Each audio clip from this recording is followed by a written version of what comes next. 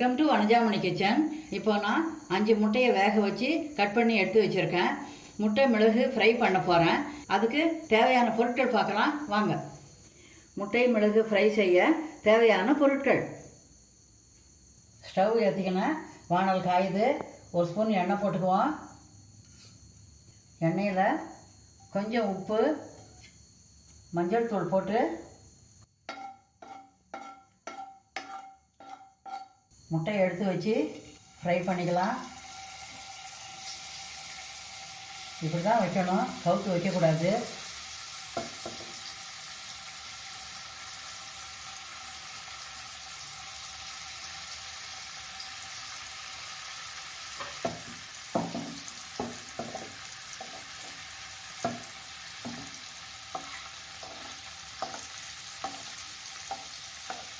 கொஞ்ச நேரம் இப்படி வதங்கட்டும்.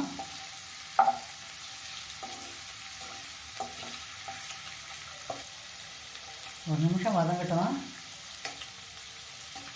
அப்புறமா திருப்பி போட்டுக்கணும்.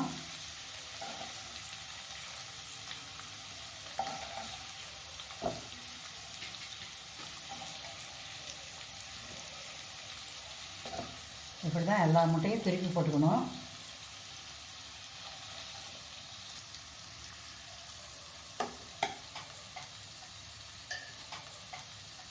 இப்படியே ஒரு நிமிஷம் வதங்கட்டும். அடுப்பை ஸ்லோவாக வச்சுக்கணும். முட்டை வதங்கினது போதும். ஒன்று ஒன்றா எடுத்து பிளேட்டில் வச்சுக்கலாம். அதுபோல் வதக்கிறதால வெள்ளைக்கரும் மஞ்சக்கரும் உடையாமல் இருக்கும். அதுக்கு தான் இது போல் வதக்கணும்.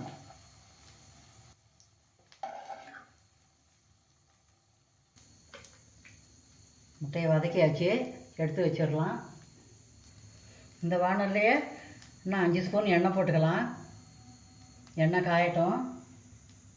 எண்ணெய் காஞ்சிடுது. 3 வெங்காயம் பொடியாக நறுக்கி வச்சது, அதை சேர்த்துக்கலாம். சேர்த்து வதக்கணும். வெங்காயம் ரொம்ப வதங்கணும்னு அவசியம் இல்லை, முக்கால்வாசி வதங்கினா போதும். வெங்காயம் வதங்க உப்பு சேர்த்துக்கலாம். ஒரு நிமிஷம் வதங்கட்டும். இப்போ ஒரே ஒரு பச்சை மிளகா கீறி வச்சுருக்கேன். நம்ம தனி மிளகாத்தூள் போடுறோம், மிளகுத்தூள் போடுறோம். அதனால் மிளகா காரம் கம்மியாக இருந்தால் போதும். அதுக்கு தான் ஒரே ஒரு பச்சை மிளகா போதுமானது.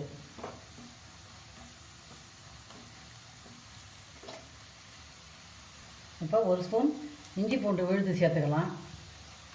இஞ்சி பூண்டு விழுது பச்சை வாசனை போகிற வரைக்கும் வதக்கணும். இஞ்சி பூண்டு பேஸ்ட்டு பச்சை வாசனை போயிடுது, நல்லா கமகமான வாசனை வருது. இப்போ அரை தக்காளி போட்டுக்கிறேன். இது ஃப்ரை பண்ணுறதுனால தக்காளி அதிகம் போடக்கூடாது, கம்மியாக போட்டால் போதும். லேசான புளிப்பு இருந்தால் போதும். அது கூட கருவேப்பிலை போட்டுக்கலாம். கருவேப்பிலை போட்டு கொஞ்சம் நேரம் வதக்கணும். தக்காளி வதங்கட்டும். லேசாக தக்காளி அழுத்தி விடணும், அப்போ தான் நல்லா வதங்கும். இப்போ கொஞ்சம் மஞ்சள் தூள் சேர்த்துக்கலாம். 1 ஸ்பூன் தனி மிளகாய் தூள் சேர்த்துக்கிறேன். அதையும் வதக்குவோம். இந்த காரம் போதுமானது. மிளகு போடுறதால மிளகாத்தூளை குறைச்சி போட்டுக்கலாம். மிளகாத்தூள் வதங்கினது போதும். இப்போ மல்லித்தூள் 1.5 ஸ்பூன் போட்டுக்கலாம். மல்லித்தூளும் வதங்கட்டும்.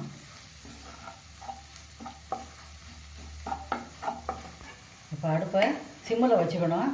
மிளகுத்தூள் போட்டுக்கணும். போட்டுட்டு மிளகுத்தூளை நல்லா கலந்து விடணும். கலந்து விட்டுட்டு முட்டையை போட்டுக்கலாம்.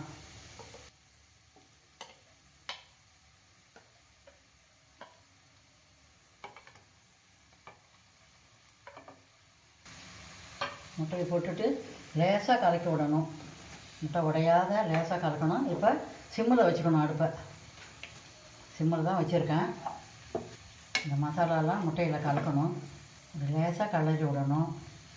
கலந்தது போதும். மல்லித்தழை தூவிக்கலாம். மல்லித்தழை தூவிட்டு லேசாக கலரி விட்டுக்கலாம். முட்டை மிளகு ஃப்ரை ரெடி ஆகிடுது. ட்ரான்ஸ்ஃபர் பண்ணிக்கலாம்.